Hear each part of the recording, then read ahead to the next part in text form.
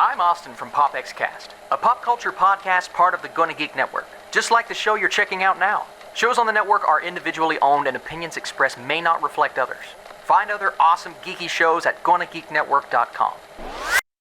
Welcome to episode 185 of Better Podcasting. On this show, we enhance your podcast setup. In this week's Better Podcasting download, we enhance your live stream options as we talk about an update to an app that we previously mentioned. And finally, in this week's Better Podback, we share someone's status update for their one thing challenge from last year. Lauren, start the show now. We have a How I Saved My Podcast audio story to get to.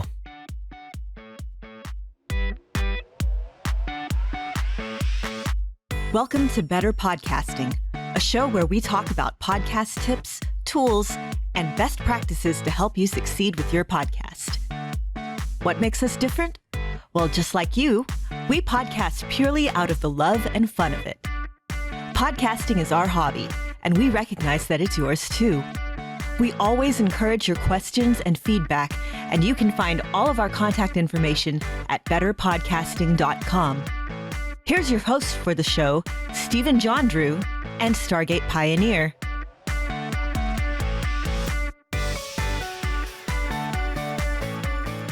Welcome to episode 185 of Better Podcasting. You should know by now that I'm Stephen Jondrew, and I also have my wonderful co-host, Stargate Pioneer, here.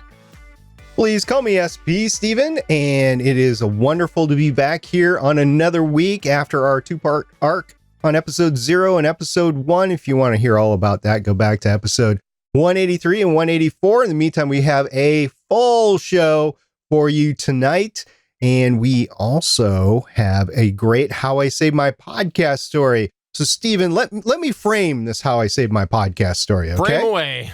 All right. So what we did here is we had somebody submit a How I Saved My Podcast story, and they, like many of you, our listeners, depend on, or him, it's just a one-guy show, depend on guests for every show. And he was having trouble finding a guest for a show. And he did not want to use a normal stand-in. He has some normal stand-ins. He didn't want to do that for this particular show. So this is the story of how he saved his show by actually getting a guest. Hey, Stephen and SP and everybody watching and listening. This is Chris from Play Comics, and I'm here with a How I Saved My Podcast story. The main difference between my show and this one is that Stephen and SP get to work with each other every single week. All the time. It's super consistent like that. With my show, I have a guest on every time, which means that I have to go schedule with tons of different people. I can't really have a super regular recording time because of the kind of people I'm trying to get. It gets really fun sometimes. Some weeks you record 3 or 4 episodes because that's when you can catch somebody big, and you're not going to let that go just because you're already recording with other people. And some weeks you just take advantage of the fact that you have a backlog. Well, the thing I did that almost ruined my podcast was that I, for a while, had a pretty big backlog. And I wasn't doing a very good job at all of keeping track of how much I had left. I had a couple recordings with some people one week, and legitimate life things came up to where, I can't ask them to record. They need to go take care of their life. That's much more important than being on somebody else's podcast. But then I left myself with no episode. So I'm sitting here racking my brain. What can I do? I can't grab my wife for an episode because she's not going to be available either. I've done that before. That's why she's been on so many times. I can't go grab my usual kind of emergency guy because I'm already going to have him on the next episode, and I know that. And I don't want to have him on for 2 episodes in a row because my show is all about having guests, and I just didn't want to do that. So the way I saved my podcast was that I have a group of, I want to say like 4 or 5 people to where I can call on them basically whenever, and I can count on a few of them being able to be on my show. It might not be the same ones all the time, but they know my topic well enough to be able to jump on for pretty much anything. And even if they only have like a day or a few hours to get ready, they know where to learn about the subject matter quickly enough to get on. Luckily for the one that inspired me to tell you all about this, I had a guy who really knew Superman stuff. So I was able to get him on the show. And then I had a show for that week, all because I planned ahead and saved my podcast by having some go-to guests ready that I can get at basically a moment's notice. So that was Chris from Play Comics. It is a podcast on the GonnaGeek.com network, but what he says is applicable to any podcast with guests. Make sure that you have somebody that you can go to in a pinch or be able to go off with a solo show on his own. As Chris mentioned, he didn't want to do that. That's not the premise of his show. So he was able to save his podcast by getting a actual guest at the last minute. I think that's awesome, Chris. And more people with podcasts like yours should probably do that. I mean, this is the same thing. I mean, if you take a look at news programs or late night talk shows, they always have somebody on standby to go ahead and be on the show in case they need them. And I think as a podcaster, if you're a hobby podcaster, if you haven't been doing this for very long, you need to start getting that list together, that backup list together, so that you don't run into the same problem as he did. And also, I would say, Chris, pay attention to how many episodes you got in the can, buddy. Yeah, I think that you nailed it there. One of the reasons actually why I like to run the GonnaGeek network is because it builds relationships between podcasters. And we've seen this happen before where we've had actually one member on the network come and say, hey, I need somebody to help stand in. And they end up having a bunch of people say, hey, I'd like to fill in, and essentially do what happened there was help save somebody's podcast. And so I'm really happy to have those sort of relationships on the network. And that's why I'm happy to help run the network. And so I think that it's great that you had your standby people there as well. And if you don't have relationships that you've built, a network, as long as it's the right fit for your personality, legally, all these other disclaimer things that we've talked about in the past, they can be a real big asset to help you build those relationships and sort of develop that pool of people as well. So I think that's great. Awesome to see that happen. And also, I have to say that Blondie was right again, because Blondie, what was it that Blondie said was call me on the line, call me anytime. I think that's what Blondie said, and that's very relevant to your backup guests. Okay, we'll say okay with that. The pop reference is lost on me, of course. But I will say thank you very much, Chris, for sending that in. That is awesome. And to all our other listeners, if you happen to have a How I Saved My Podcast story, we will take it. We will play it on the air. I will read it in my professional reading voice, or we will play the video if you happen to give us a video, and you can get it to us via email at podcast@betterpodcasting.com. You can send us a tweet at BetterPod and arrange a transfer of the file, or you can hit us up at the Discord server, betterpodcasting.com/Discord, so we can share your experience with the class and we can all be better podcasters.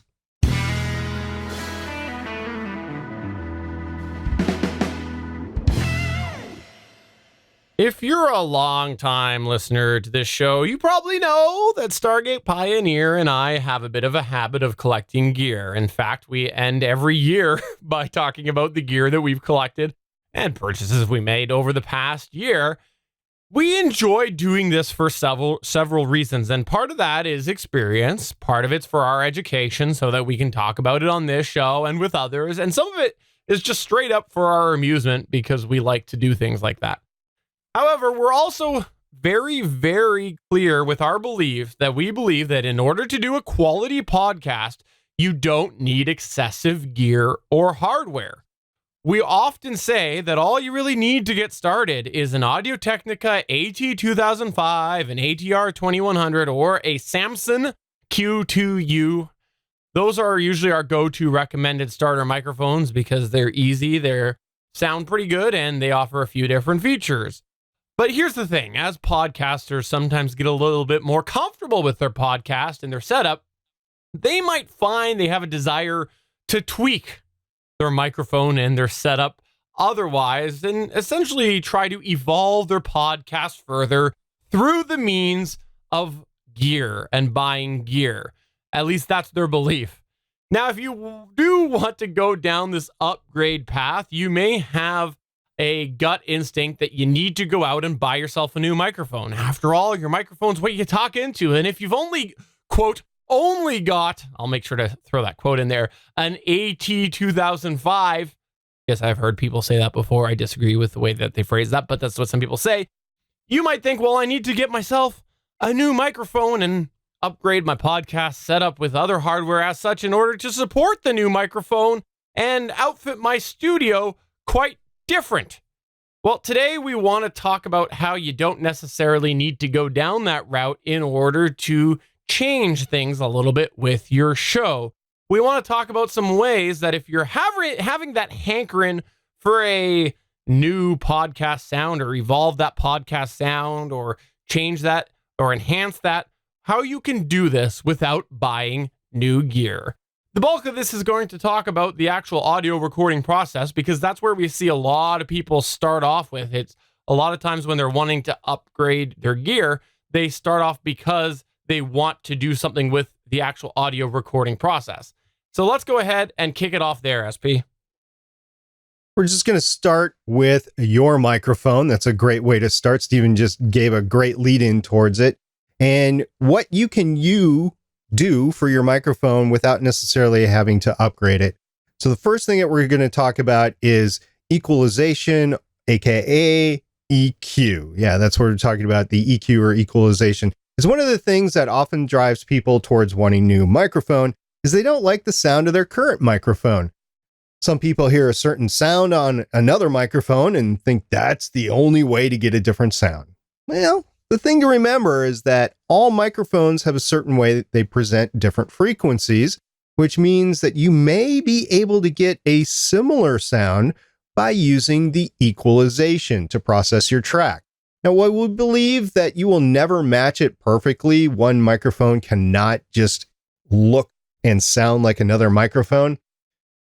There are a lot of differences in the physical hardware that lead to that. So we're not going to get into that, but you might find yourself breathing new life into your microphone by EQing or using equalization in post-production. You're going to have to experiment with the settings. You're not an audio engineer. I certainly wasn't when I started, and Stephen wasn't either. He's done more tinkering on equalization than I have. But if you're tinkerers, like both of us are, it can be a fun project in of itself. You can discover all sorts of new sounds that you can create with not only your voice, but your guest voice and your co-host voice, depending on who you've recorded, through the different uses of equalization. Now, it's going to take some time to get used to it, but you can start tinkering with it and eventually get a good enough sound in a month or two as you progress through it. You don't even have to publish the equalized process tracks. You just need to experiment with them as you go along and see what they sound like as you progress. Now, Stephen, there's another similar thing to EQ, but it's a little different. It's called compression. So why don't we talk about that? Yeah, because another way that you can make your sound a little bit different is by adding some audio compression to your track. Audio compression is essentially leveling out the audio, but what you need to know is that it actually has an impact on the sound itself, and experimenting with how much compression you use. The taste will vary from person to person and even from microphone to microphone based off of your preference and the desired sound that you're hoping for. In fact, if there's one thing that we've learned from posting videos on YouTube to do with microphones and subjecting ourselves to the vicious comments that come from there, it's that the topic of compression is a very, very, very sore spot for some. And there's a lot of people who go to our videos and complain about there being too much compression or there not being enough, which is why when we post our videos, we always try to give a sample of what a microphone might sound with some compression, but also without, because the sound can vary quite a bit depending on what that microphone's curve essentially is. So definitely compression can change the microphone. In fact, I've had some podcasters who all of a sudden go and they've told me that they've added some compression to their track, and now they've realized that their microphone sounds quite different and they're more fond of it. So definitely compression can change that sound of a microphone and sort of enhance it as well. In any case, whatever your personal preference is for amount of compression, you should experiment with this just like you did with the EQ. There are some free compression plugins available. Look at some expansion plugins as well. They operate very similar. People will argue with me for making that comment, but bottom line, they operate fairly similar for your net results. And just experiment, but know that a little sometimes goes a long way. So don't hit that too hard and overcompress right away, because you might look back on it in 6 months and go, why? Why did I do that? Or 6 years later, too, like I did with the first episode of Starling Tribune. Like, what the heck was I thinking? Too much bass, SP. All right, so we talked about two different things. We talked about equalization and compression. There are other plugins that you can use in post-processing, too. And the two that we just mentioned are intended to be used as plugins during your editing process. Now, what plugins are is they're software that are essentially digitally manipulating your audio through your digital audio workstation or workplace or whatever you want to call it, DAW. And they go into the track or into the overall project, and they tweak the audio to make it sound a little bit differently, a little bit louder, a little bit quieter, a little bit more bass, a little bit less bass. It just depends on what you want to do there. However, there are a ton of other plugins that you can use as well to help mold and change your sound. From the example, in the past, both Stephen and I have spoken about how we use the DBX286S preamplifiers. They're actually digital audio processors in our hardware chain. Now, these do affect the sound for a few reasons, and we're not going to go down that rabbit hole during this episode. But when we say we use the DBX286S preamps, the name DBX is actually the manufacturer of the hardware box that we're using. It's like a Mackie mixer or a Electro Voice microphone. It's just another company. DBX is the manufacturer of that hardware box. But did you know that there is actually a plugin out there that was made to emulate the DBX 160, which is another piece of DBX hardware? It's essentially a one-channel compressor.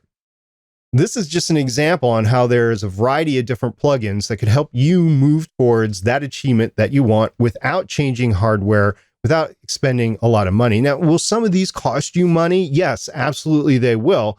But will they cost you less money than a new microphone if you wait for the right sale? Yeah, likely. There's some tremendous plugin sales out there every year.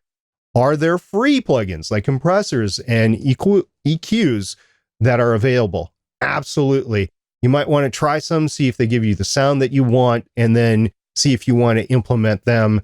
Or if you want to try something else, some other plugin out doing the same thing. Generally, if I find something that works for me on the various DAWs that I use, I just go with that plugin rather than having to work into another thing. Now, Stephen, on the other hand, you probably got about 25 different compressor plugins, don't you? No comment. Another thing that you might want to do if you're looking to enhance your sound is to confirm the position of your microphone and your delivery into said microphone. The reason that you can sometimes achieve a different sound or maybe maximize your sound by experimenting with these positions of your microphone is because there are some variances depending on how you're using that microphone.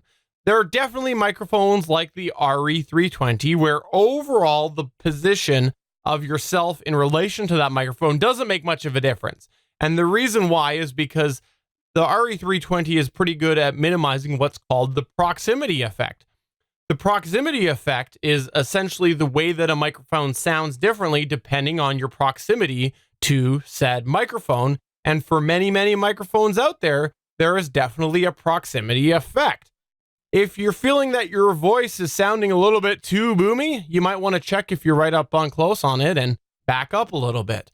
Or on the other hand, if you get up really close to the microphone and see, I'm trying to do the sample, it's not going to work because I have no bass in my voice. But if you get up really close to a microphone generally and lower down your delivery a little bit, it can also change that sound. So think a little bit about what you're trying to achieve. And if you're not achieving that, look at how you're using your microphone. Because I know a lot of people who have commented before that they're not happy with their microphone. And then they look at how they're using it and they're using it several feet away. And all of a sudden they realize, okay, well, I'm losing the quality of my microphone. With any of these situations, it's important to remember that if you are adjusting your position with the microphone, there is probably going to be some downsides that you need to be aware of. For example, getting too close to that microphone, you're going to have more plosives, or getting away, you might have more room noise. Just remember, if you are going to adjust your position, be aware that there could be some challenges that you're introducing as such. Another thing we're going to talk about, and this is going to cost a little bit of money, but probably not as much as a new microphone, is a pop filter. Both Stephen and I are using a pop filter on our microphones tonight. So if you want to slip on over to the YouTube video, GonnaGeek.com/YouTube or YouTube.com/GonnaGeek, they probably both work. Go ahead and fill in and see the fact that we are using pop filters. Pop filters can actually greatly help your audio by helping to mitigate, not eliminate, but mitigate plosives and force you to speak a little bit farther away from the microphone. So there's no way, the way that my pop filter is affixed to my microphone, that I can get my lips directly on the microphone. So I'm always going to have that standoff distance from the microphone. And that's going to help minimize the plosive sound that comes out of my mouth, the P, the big puff of air that comes out of my mouth. It's also with B's and a few other sounds as well. It just helps mitigates that puff, and it ends up being a bass sound like underneath 200 megahertz, and you get rid of that and your audio sounds a lot more normalized. You get those big booms when you're listening in your car with the bass all the way up on your equalization in your car. Pop filters come in a variety of shapes and sizes, but you can get a generic one for as little as $5, maybe $20 US, depends on what your actual specific application is. So it's not a lot of money, but it is some money. I happen to use a custom pop filter for my Electro Voice RE320, and it was made by BSW Warehouse. It's an exclusive that they have, and it works great for this microphone. If you're a longtime listener of Better Podcasting, you've also seen me use a pop filter, the same pop filter, well, not the same one, but the same type of pop filter on my Rode Procaster to try to get a better fit for the plosives on that. So it depends on what microphone that you have, via what pop filter you can actually use. Stephen actually has made a few of his own pop filters over the year. Matter of fact, he's using a custom pop filter right now. The filter itself is about the same, the exact same filter that I have in front of me, but because his wasn't made to mount to his microphone, he had to jury rig a application to make it work. We both lament the fact that other microphones don't have the same good quality of pop filter that the RE320 has. So you, Stephen, got away with getting something for virtually no money because it was equipment that you already had around you. But you also, back in the day when you first started, you actually created your own first pop filter. I did, yeah. I went down to the dollar store, got some pantyhose, went to Walmart. Oh, shouldn't say brand names, but I did. I got a embroidery ring, put the two of them together, went into the closet, got a piece of wire coat hanger, and made it all work. That was nearly 11 years ago now. So depending on your microphone, if you're looking for a custom mount pop filter like I have, it might cost you a little bit more, but I enjoy it because it's right there on the microphone the entire time. It's not disassociated from the setup too much, like it's not attached to my boom arm and I have to worry about moving that around all the time as well. So for me, it was worth the money to go ahead and get this. But if you don't have a lot of money, I mean, just having a pop filter is better than no pop filter at all. I would readily recommend them. Also, not all pop filters are created equal. Now, pop filters versus windscreens, you've often seen that little foam windscreen over microphones that we've used on Better Podcasting too. They can affect the sound as well. And generally, a thicker material make it sound a little less crisp as you're using the microphone, and the thinner material will little bit more natural, but you're going to let more of those plosives in. So it's a give and take on plosives. Also, microphone positioning, as Stephen was saying before, can help you a lot with your plosives. So that's one way that you can do to minimize this pop filters. There's also another cheap alternative that you can help increase the sound quality as well. Yes, because a lot of times when I hear people considering buying a new microphone, they go, well, you know what? There's a lot of noise coming into my microphone. I'm hearing me type. I'm hearing the occasional bang when I bang my desk, or just when, the neighbor downstairs does anything. I think a better microphone might solve that problem. Well, have you considered, do you own yourself a shock mount yet? Because shock mounts are something that can help alleviate some of these concerns, because a lot of times the way that sound is coming in is actually through the arm or whatever it is that your microphone is being held by. Don't get me started on hand holding. That's a whole other situation. But put a shock mount onto your microphone, and that can help alleviate some of these desk bangs. They help take out the knocks and the booms, and they can vary in price depending on the microphone and the level that you're wanting to go with. On the road, SP and I travel with the on-stage My 325 shock mount that runs about $15 US and is one that works relatively okay. But there are other shock mounts available that you can spend a little bit more money. Again, this is costing you a bit of money, but hopefully not as much as a brand new microphone, which, by the way, you probably still will have these desk bang issues if they don't have a shock mount with them. Just to give you an idea, though, when you do get into the larger microphones, you are looking at things like the Electro Voice 309A, which is for like the EV microphones, which are about $100 US. You've got the AT8484 for the mic that I use, the BP40, again, $100, and the Rode PSM1, about $50. So just to give you an idea, if you are looking for a shock mount for your bigger microphone, it might cost you a little bit more than $15 for that one that you could get for your standard handheld microphone. The only thing that I will warn you of, if you're thinking about getting a shock mount and you use like the Q2U or the ATR2100 or the AT2005, is they are a little thicker of microphones. So some of the very, very, very cheap ones will not physically fit the microphone. And if they do, you're shoving it in there, which basically nulls the whole purpose of the shock mount. I actually ran into that with a version of one that I see a lot of people, a generic one that a lot of people say that they use. Didn't work with my AT2005. Yeah, but in the end, we both think that shock mounts are worth it. Shock mounts are worth it, even if they only take out a few dB of that contact that you're having, either with the desk, the microphone stand, or whatever. And since Stephen just mentioned the microphones that have a thicker diameter, the Audio-Technica AT2005, the ATR2100, or the Samson Q2U, while we're talking about those, we'd be remiss if we didn't talk about the fact that a microphone with a built-in USB can have a different sound through USB than it does using the XLR connection if it has both of the connections, which those microphones that I just listed, and Stephen is holding up his ATR 2100 right now, you can clearly see on the video that they both have. We're actually talking about this right now at this point because the mics we recommend usually have a variance in the sound between the two. So if you have an audio interface, a mixer, or hardware recorder, or are thinking of an upgrade path that brings you into getting one of those eventually, perhaps you want to try that before you upgrade your actual microphone. Yeah, I did a comparison video between the Knox podcast microphone, which isn't available anymore, the ATR2100 and the AT2005. One of the things I made sure I did is I did all three microphones. I recorded all three microphones with USB and then XLR to show the difference between the two. And yes, there was a difference.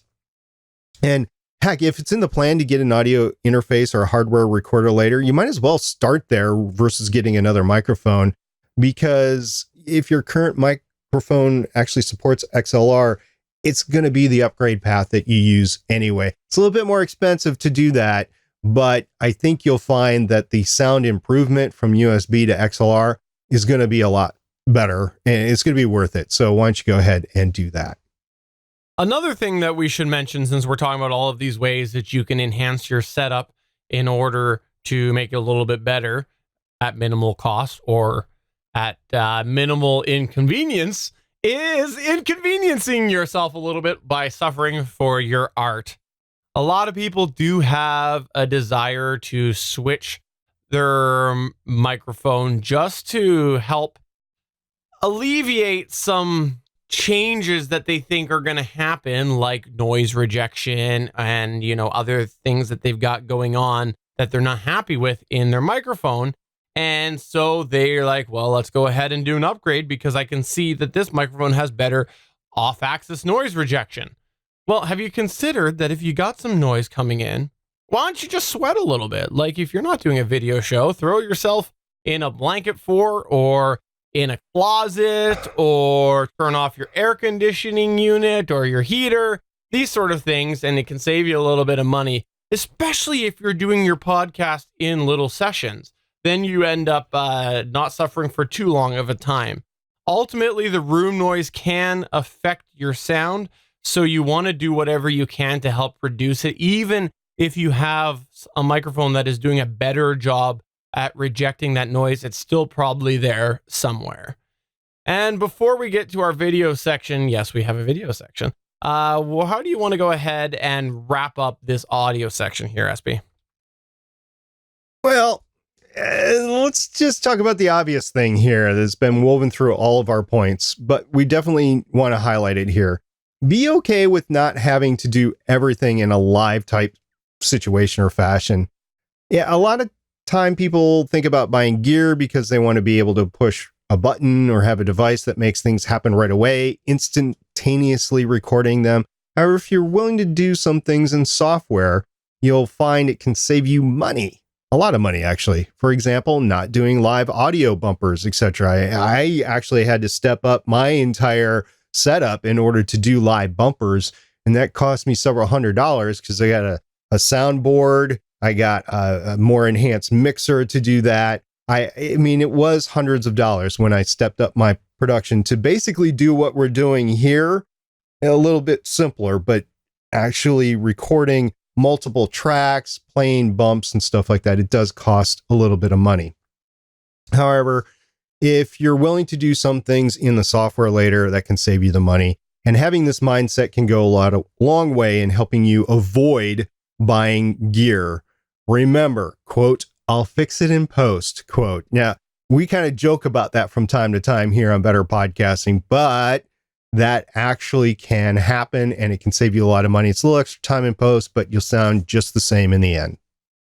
All right, so I mentioned it a second ago. Yes, we have not forgot about you video folks, because we do recognize there are some people who check out this show who do like to do video companions to their podcast, and they're looking to jazz up their image a little bit, and so they think about investing in physical set decoration. Yes, that's what I did when I started getting into video. I'll admit that. SP did that as well.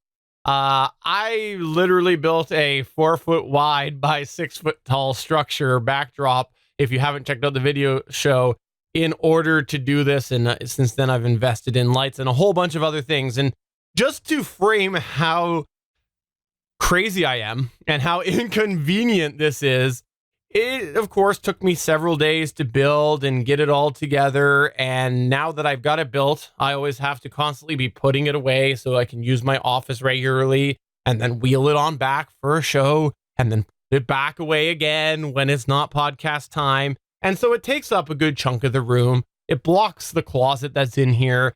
And again, to frame how crazy I am, no matter what the situation is, what time of the year it is, I basically have standing permission from my wife to go ahead and spend a little bit of money to build an alternative should I want to that might be more convenient for me, because she wants it out of the room eventually. So just to give you an idea, that's what I did and how I was crazy.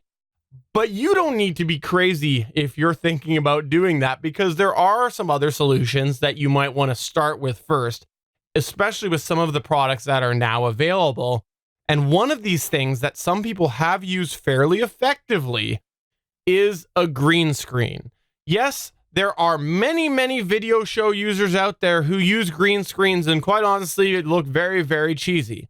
There's a variety of reasons they look cheesy. I won't go into them right now, but I could break that all down for you. But there are ways to effectively use a green screen, which will help reduce the footprint that is being taken up in your space. And yes, it'll cost you a bit of money, but it's a lot cheaper generally than going and doing something crazy like I did. So definitely keep that in mind. There are tools that can help you green screen easily. If you've got editing software that might have it built in because you're doing video, you probably have editing software or should be investing in editing software. There are some live tools as well, which can help you capture that image in a raw form with green screen, like Open Broadcast System, I think it is OBS. They'll be able to help you with that, or XSplit, like what we're doing as well. But just be prepared. One of the ways you're going to help alleviate that cheesy factor is invest a little bit of money into lighting, because an evenly lit green screen will look a lot better, as I said lot twice, than one that is poorly lit. So I just heard you mention, Stephen, that your wife has given you go ahead to construct your man cave in the backyard with a full pool table, a hot tub, and a podcast studio and everything else that you want to throw in there. I think you're on your way to having that man cave. So that's good. Another way you can make your production look a little bit better is by coupling it with some on-screen graphics if you happen to be doing video. If you do live, you'll need to use something like Stephen mentioned with OBS, but you can always do this in your editor, in your video editor, if you're not doing live. And we recently heard that a lot of you aren't doing live, which is okay. Even a few things like a contact bar, a watermark with either a podcast or your network, or a slightly produced intro or outro can go a long way. In fact, if you pay attention to any video shows that you think, wow, this seems really well produced, pay attention to the on-screen elements. They'll usually be a key to seeing how well produced the show actually is. And a common trend is that they use on-screen elements to add a little extra flavor to their show, or point out some things specific on the show that they're not doing verbally. I think it's all great. Now, Stephen, I will admit, Stephen does a lot better job on this than I do. I haven't had the time to spend to enhance my graphics on my shows, but I'm looking forward to doing that in the latter half of this year. At least with Legends of S.H.I.E.L.D., we'll see what I come up with. And as you can see on the screen right now for your audio listeners, Stephen just threw up the contact bar with my name and my contact information on it. And there's lots of things that he can do with the XSplit software that he is using. I also have XSplit. I also use OBS. So those are the things that will add a little enhancement to your video show that might not necessarily be cheap, but it will enhance it without buying that next new $1,500 camera. Because trust me, these cameras nowadays are getting expensive. They're both cheap and expensive. It depends on what you want to do with the camera. So actually, now that we're talking about cameras, let's talk about an easy path to upgrade that. Yeah, because if you are using a video camera at some point, you should consider what camera you're using. Because if you're not using something like a Logitech C920 or a Logitech C922, the reason you hear those mentioned all the time is because they actually look pretty darn good. And so, yes, you'll be spending a little bit of money on those, but it does go a long way, rather than having to go and think that you need to invest in some DSLR system or some big, massive video camera. Something like that might work just fine for you. But if you are using something like that and you're like, this video really doesn't look good, look at your lighting, because having better lighting really makes a difference with these cameras. We've seen that ourselves firsthand, and we've had people ask, well, why is your picture so clear? It doesn't look like mine. And a lot of it comes down to the lighting. And if you ever go into the manual settings of the Logitech, you'll start to see it gets grainy when it is a darker picture. It definitely, if you're well lit, does make your camera look a lot better. So we want to know, what are some low-cost ideas that you've executed or have or are considering to help enhance your podcasting setup? Get in touch with us through any of the ways. You can go ahead and find us on Facebook, which is over at facebook.com/betterpodcasting. You can go ahead and tweet us at GonnaGeek, or send us an email to podcast@betterpodcasting.com. We'd love to have an audio or video clip from you so that we can share it in the future. Welcome to this week's Better Podcasting Download. Stargate Pioneer. Please, Stephen, call me SP. I admitted a little while ago that sometimes on the GonnaGeek.com show, I'm not exactly truthful, and I rag on Apple a little harder than I truly am at heart. And one of the reasons why is because there are some pretty good apps that are developed for iOS specifically. There are some iOS exclusive apps, and one of them is one that you have talked about briefly on this show that had an update, right? Yeah. So actually, I've got it up on my iPad right now. It is the Backpack Studio, which was the replacement for Boss Jock Studio. And I know you can't really see it in the camera, but that middle white box, if you're watching the video, says new in Backpack 1.3, live stream to Shoutcast and Icecast. Visit settings to learn more. Play next pad when finished button in the pad editor to create automated playlists on the fly. So Backpack Studio 1.3 is up.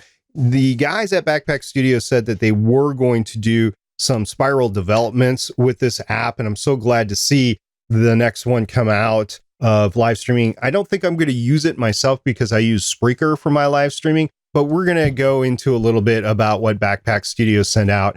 They sent out an email, there was a tweet that I saw, and then there was a spot on their website as well. So let's go over the email that I received. And it said, live streaming. We are pleased to announce the availability of live streaming, the #1 most requested feature, as voted on by our users as an in-app purchase. To celebrate, both Backpack and Studio and the in-app purchase are half off, but unfortunately that deal is expired now because it was for the next 24 hours, which was about a day ago. So that deal is no longer valid, but it was half off to begin with. Also new in Backpack 1.3 is streaming connects to both Shoutcast and Icecast servers and supports all popular streaming formats, MP3, OGG, Orbids, ACC, AAC, and AAC Plus, and bit rates up to 320 kilobits per second, mono and stereo. The autoplay next pad, as I just described, there's a new voiceover feature, there's new visual feedback to let you know which pages have played with the sound pads. There's bug fixes incorporated that, and an improved settings screen and tutorial. I just want to take a note to say in Twitter, here was their tweet, and their Twitter account, by the way, is at @backpack_studio. They said Backpack Studio 1.3 is live. Stream live to Icecast, Shoutcast. While podcasting is in high quality, this was #1 most requested feature voted on by users. Thanks to all of the testers, we're half off for the next day, which is expired, to celebrate. And then there was a link to their app on the Apple Store. And I have some screenshots in our notes of what I took. The second screenshot, which I wasn't able to show you on my camera because it was washed out, said that this is $4.99 one-time in-app purchase. Okay, so $4.99 to enable the feature in Backpack Studio. But then you have to go ahead and buy a live streaming service. And they listed 4 on their website. HearThis.at, ShoutCheap.com, and Live365 and Airtime.pro. Here's the deal. Hear This, it's free, but it only for 500 megabits per week. And the rate that I use streaming, I'm going to be well above that. And then there is a $4.99, I think it's euros, is the denomination used per month premium. And you can get this at hearthis.at/premium. So $4.99 a month, that's not too bad. And ShoutCheap.com is a bunch of different tiers. $4.95 for 32 kilobits per second, $5.95 for 64 kilobits per second, and $9.95 for 96 kilobits per second. Live 365 starts at $59 a month. Starts at $59 a month. Ouch. And Airtime.pro starts at $9.95 a month, but only for 10 listeners at 64 kilobits per second. If you want to go up to the next tier, and there's tiers after that, but the next tier is $39.95 for 400 listeners and 128 kilobits per second. I think most hobbyists can do with the $39.95. We'll tell you that with the Spreaker 1995 plan, you can do all of that. You get great quality. You have unlimited listeners, and there's storage in each one of those plans too that you're looking at as well. And it's just going to have to be a give and take on whether you want to audio stream your show or if you want to video stream it to something like YouTube. And we did a little poll on our Twitter account in the last day and a half, and we'll get into that in a second. For the YouTube videos, Steven has put up the little graphic for the live streaming, and this was the second screen that came up on my iPhone as I updated the app, and it shows $4.99 there and some of the things that it has listed that it has updated. So I applaud Backpack Studio for continuing to develop this premium app that they have. It is worth the price, even at full price, in my opinion, for it. I love the soundboard. That's mainly what I do with it, as I use the soundboard, but I have used the record feature in the past, even on an airplane. I've did that before. That was, I can't remember. I think it was episode 12 of Better Podcasting. I also used a Zoom H5, but I used the Boss Jock Studio at the time. I would use Backpack Studio now. So yeah, this is an incredible feature. You always have a recorder and now a streamer with you at any time.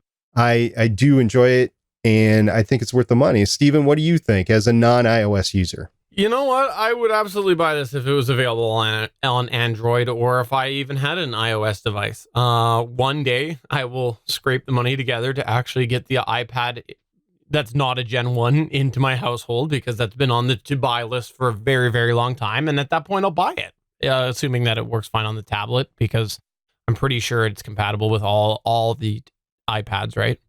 Oh, yeah. I've got an iPad Mini 2 and iPad Mini 4, I think. They just came out with the new iPad, which I heard is great. I think Jondrew from Podcast Stage actually has one of those. I am looking forward to buying one of those at some point in time when I no longer have kids in college. Yeah, so I definitely would. I think that it's a handy app to have on hand in case you need to use that. Wow, I said handy app to have on hand. It's really odd. So if you've used this app at all, or you're sad like me that you're an Android user and don't have this, don't worry, we have other reasons we should be happy. Please get in touch with us through any of the ways. We would absolutely love to hear from you. And if you've used this live streaming function, let us know as well, especially if you want SP to use this live streaming function all the time.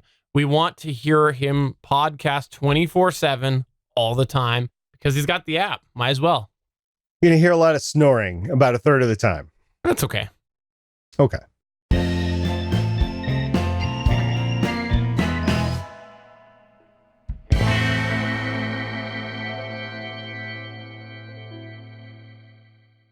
So you remember back in December and January when we were helping you try to develop a goal, just one goal for 2019 to improve your show.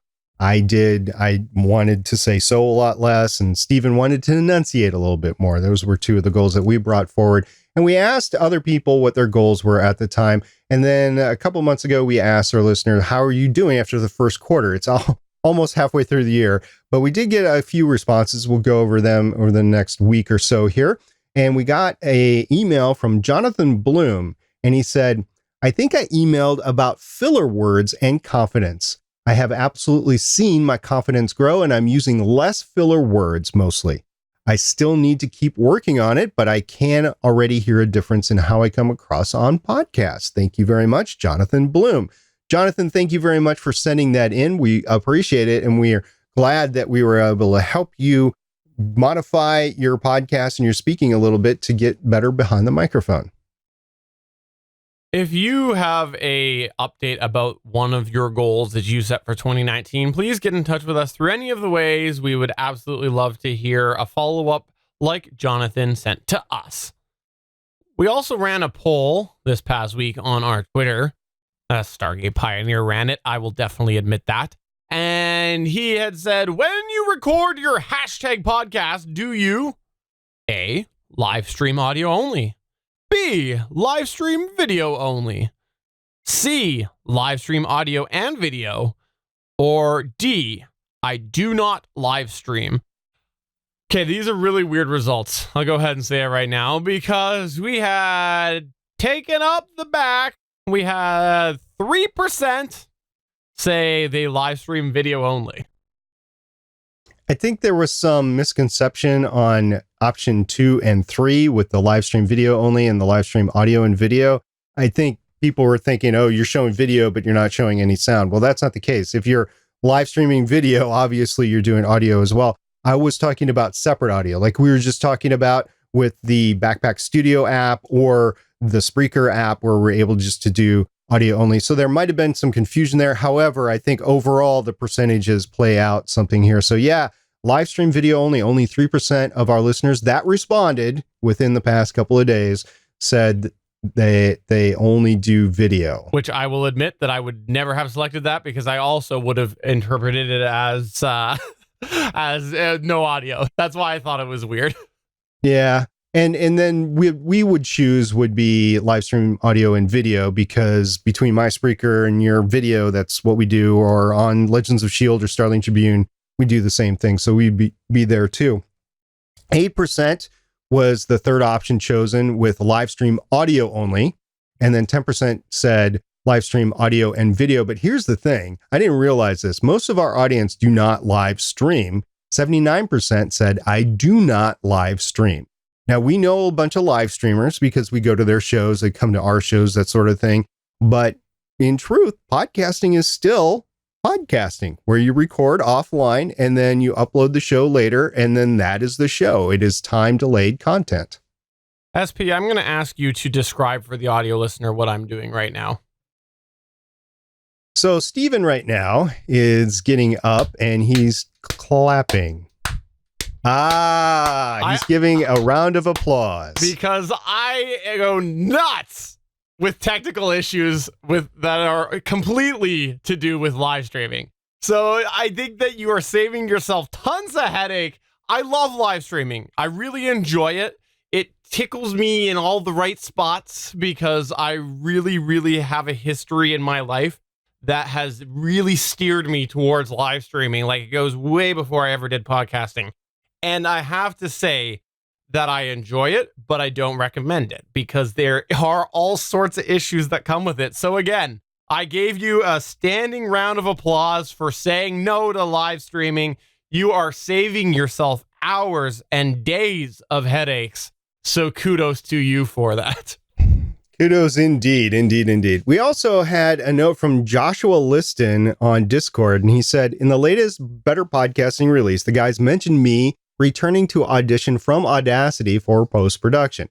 One major thing I forgot to mention was that Audition is compliant with all the Apple trackpad gestures, swipe to scrub, pinch to zoom, etc.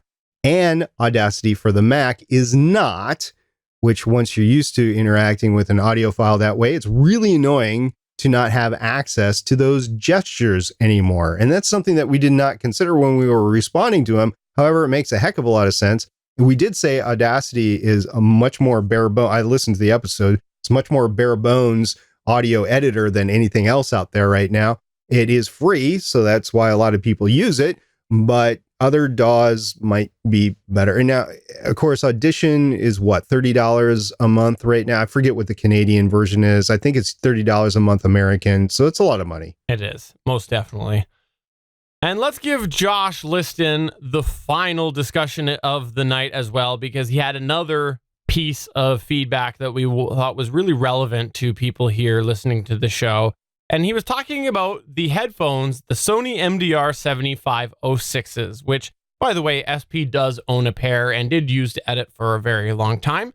Josh says an underrated aspect of the Sony MDR7506 design is the cable isolation. I'm continuously getting distracted by cable rustle and rumble when I use either the ATH M40X or the AKG K72s. Obviously, the cable sound doesn't impact the recorded sound at all, but I'd prefer not to have any extra noise in my cans other than the noise in the signal itself. Conclusion. There's hundreds of things I'd love to see Sony improve in regard to the build quality of the MDR7506s, but the cable isolation is one thing they got right. And what he's referring to is when the cable physically moves, he finds that it doesn't really get heard through the headphones on the 7506s, but he does often hear it on the ATH M40Xs. And I'll say that, I did hear it on the HTH M40Xs. Did it bug me? No. I heard it on the Shure SRH440s. Honestly, a little bit less, but I still hear it. I don't have the 7506s to compare to, so I can't really speak. It might be due to the fact that they were manufactured using materials that were more robust. And we talked about this before, like 150 episodes ago when we went into headphones. The Sony MDR 7506 have been quote unquote industry standard, whoever actually termed that or whatever, for decades now. So they've been around for a while and they are made a little bit more robustly, less plastic than other headphones are today. Now I'm wearing the Shure SRH 840s right now, and I've never had an issue with the cable noise on these either. Now these are ostensibly $200 headphones, so I would assume that they would be made a little bit more robustly. But I've heard cable rustle issues with other things before. It doesn't bother me because I'm not focused on it, but I could see if it was somebody's tick that they would hear it and be like, I can't hear the audio clear enough. So I get it. So yeah, go with what works for you. And if the Sony MDR 7506s work for you, Josh, go ahead and do it. I don't know if Shures are available in your area, but you might want to try the Shures as well. Yeah, I'll say I'm putting on my Shure SRH 440s right now. And the way that I end up just solving things is I love it because they got the detachable cable. So when it's rustling, I just turn it and I disconnect and Well, you can still hear because you have What? your IEMs Sorry. in. No, Are you don't even speaking? try that. Yes, I am. I can't hear you, SB. Are you This speaking? is such a bad joke. It is. So if you have something that you want to comment on with the headphones, or you want to go ahead and tell me that my jokes are terrible, you should really do that. Get in touch with us through any of the ways. You can reach us at BetterPod on Twitter, or just head on over to betterpodcasting.com. But we'd also love to see you on our Discord server. We've had a lot of people coming into the Discord server, and admittedly, not everybody sticks around because not always their cup of tea. It's a lot to chat with people, but we have had a lot of people sticking to, and a lot of people coming from this very show. So if you want to chat with a lot of fellow Better Podcast listeners and viewers, please head on over to betterpodcasting.com/Discord. I have had it in the standard copy paste template that I use for the show notes every week with the link in there. So please head on over to betterpodcasting.com if you were looking for that link. Stargate Pioneer, before we close, I just want to take a moment here to remind everybody we're part of the GonnaGeek Network. Are you familiar with the GonnaGeek Network? I am familiar with it. It's run by this guy who's just doesn't pay anything. Putting on my headphones, disconnecting the cable. Sorry, I can't hear you, SB. What?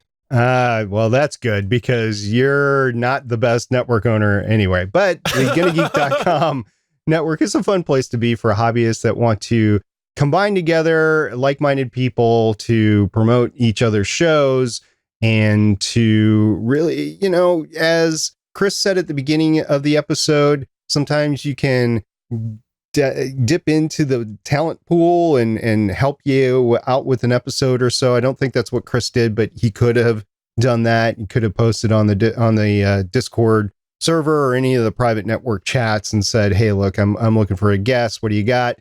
Usually people pop up for that. And it's just a great network. So if you have a show and you want to join the network, the link is GonnaGeek.com/join. You can fill out a form. You can look at the form, see if it's what you want to do, and see if it's going to fit your show. And then we're going to take a look at your show and see if it's going to fit the network. So GonnaGeek.com/join is where the form is. So for episode number 185 of Better Podcasting, I'm Stephen Jondrew saying, now that I'm enunciating better, I think I need a new goal. And I think that new goal is going to be get a new co-host. And I'm SP, about to have some free Wednesday nights. See you all next week. Bye. Bye.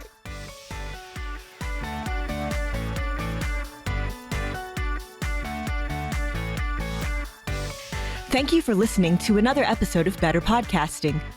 We want to hear from you. You can find all of our contact information at betterpodcasting.com. If you like the show, please consider giving us a 5-star review in iTunes.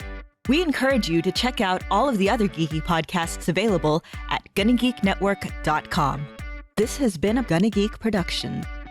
Thanks for listening, and we will see you again next week.